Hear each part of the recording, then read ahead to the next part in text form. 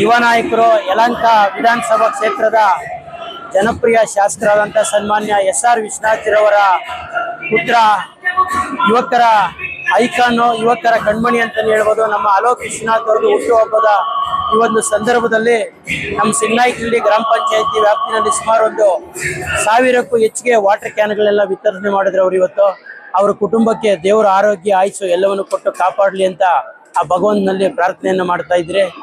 ನಮ್ಮ ಜನಪ್ರಿಯ ಶಾಸಕರು ಸುಮಾರು 45 ವರ್ಷಗಳ ಕಾಲ ಈ ಯಲಹಂಕ ಕ್ಷೇತ್ರವನ್ನ ಕಟ್ಟಿದ್ದಾರೆ.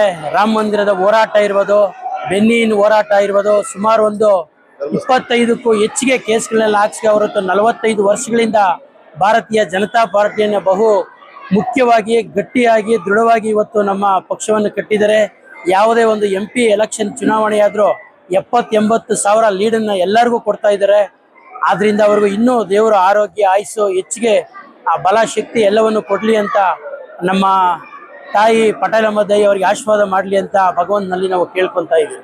ನಮ್ಮ ಜನಪ್ರಿಯ ಶಾಸಕರು ಹಿಂದುತ್ವದ ಪರವಾಗಿ ಯಾವ ಒಬ್ಬ MLAನೂ ಸಹ ವಿಧಾನಸೌಧದಲ್ಲಿ ಮಾತಾಡಲಿಲ್ಲ ಅಂತಂದಾಗ 224 ವಿಧಾನಸಭಾ ಕ್ಷೇತ್ರಗಳ ಪೈಕಿ ನಮ್ಮ ಶಾಸಕರು ಮೊದಲನೇ ಬಾರಿಗೆ ವಿಧಾನಸಭೆಯಲ್ಲಿ ಅವರು ಹಿಂದುತ್ವದ ಪರವಾಗಿ ಸುಮಾರು 2,500 ಗಾಡಿಗಳನ್ನು ತಗೊಂಡವರು ಧರ್ಮಸ್ಥಳಕ್ಕೆ ಹೋಗಿ ಬಂದಾಗಿಂದ ಅವರೊಂದು ಹಿಂದುತ್ವದ ಪರವಾಗಿರ್ತಕ್ಕಂಥ ನಮ್ಮ ಜನಪ್ರಿಯ ಶಾಸಕರಾಗಿದ್ದಾರೆ.